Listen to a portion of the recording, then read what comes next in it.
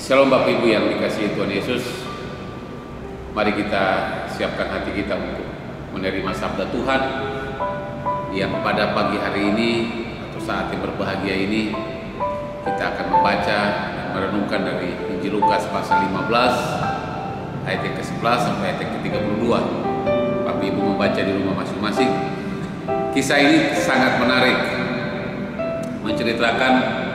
Yesus menceritakan tentang perumpamaan anak yang hilang.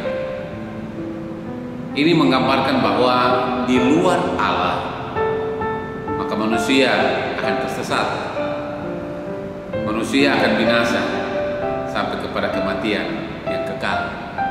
Sehingga gambaran ini mengajak kita untuk bertobat, untuk datang kepada Tuhan, meninggalkan dunia ini, meninggalkan kehidupan dunia, dan datang kepada Tuhan. Kisah ini Bapak Ibu yang dikasihi Tuhan Yesus, secara singkat dikisahkan bahwa seorang anak yang meminta harta bendanya kepada orang tuanya dan pergi merantau di tempat yang jauh, berfoya-foya menikmati kehidupan duniawi, dan akhirnya bangkrut, tidak punya sesuatu, dan akhirnya menjadi seorang penjaga di kandang hewan yang sangat menjijikan, dan dia harus berupaya merampas makanan atau berebutan makanan dengan babi. Nah Bapak Ibu dikasih Tuhan Yesus, dia berpikir bahwa di rumah bapaknya banyak sekali makanan, bahkan banyak sekali tenaga-tenaga upahan yang ada di rumah bapaknya. Nah dia mengambil keputusan untuk datang ke rumah bapaknya, kembali ke rumah bapaknya. Nah Bapak Ibu dikasih Tuhan Yesus, kita melihat bahwa dia datang dengan kesungguhan hatinya karena dia tidak punya sesuatu, dia tidak punya apa-apa. Tapi bagaimana respon Bapa? Bapa di sini menggambarkan Allah, menggambarkan Yesus. Bagaimana respon Yesus ketika orang yang berdosa, seorang anak yang pergi dalam kehidupan duniawinya dia datang. Nah Bapa menyiapkan 3 hal penting dalam kehidupannya. Yang pertama, hal sebelum Bapa memberi hal yang pertama, Bapa menyambut dia dengan sukacita. Artinya bahwa orang berdosa ketika bertobat, Allah menyambut dia dengan sungguh luar biasa, dengan sukacita. Bapa makan menyongsong dia, berlari menghampiri dia. Bapa begitu bersukacita ketika seorang anak dalam pertobatannya datang kepada Bapa. Nah Bapak Ibu dikasih Tuhan Yesus, sehingga di Injil Lukas pasal 15 ayat 22, Bapaknya memerintahkan pegawai-pegawainya untuk memberikan. Ada 3 hal penting yang diberikan. Yang pertama adalah memberikan dia pakaian atau jubah. Apa maksud atau makna jubah atau lambang apa jubah itu?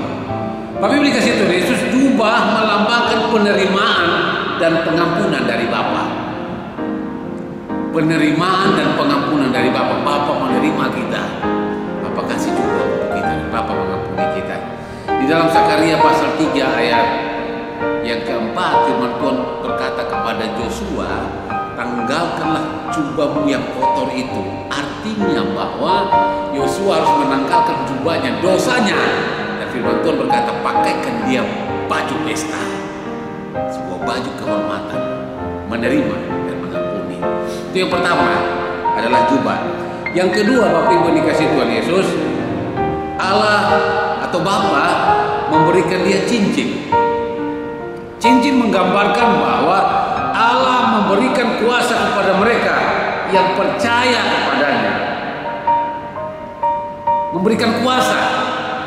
Kita lihat sebentar apa dikatakan dalam Kejadian 41 ayat 42, menceritakan bagaimana Firaun itu memakai cincin, dan Firaun memberikan cincin kepada Yusuf. Artinya Yusuf berkuasa menjadi perdana menteri di Mesir.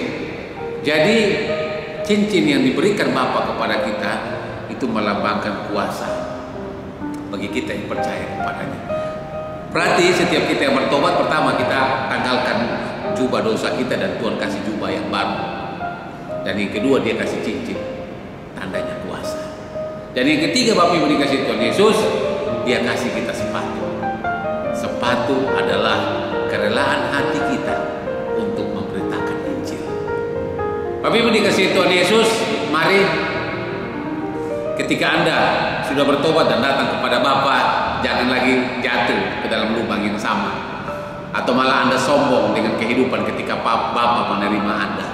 Ketika Anda dikasih karunia, ketika Anda memperoleh berkat dan lain sebagainya, Anda malah hidup di dalam dosa dan kesombongan. Firman Tuhan katakan, akar dari dosa adalah kesombongan. Untuk itu, setiap kita yang bertobat, setiap kita yang sudah menyerahkan diri, setiap kita yang sudah memakai jubah, cincin dan sepatu, mari kita arahkan hati dan pikiran kita kepada Tuhan dalam setiap doa.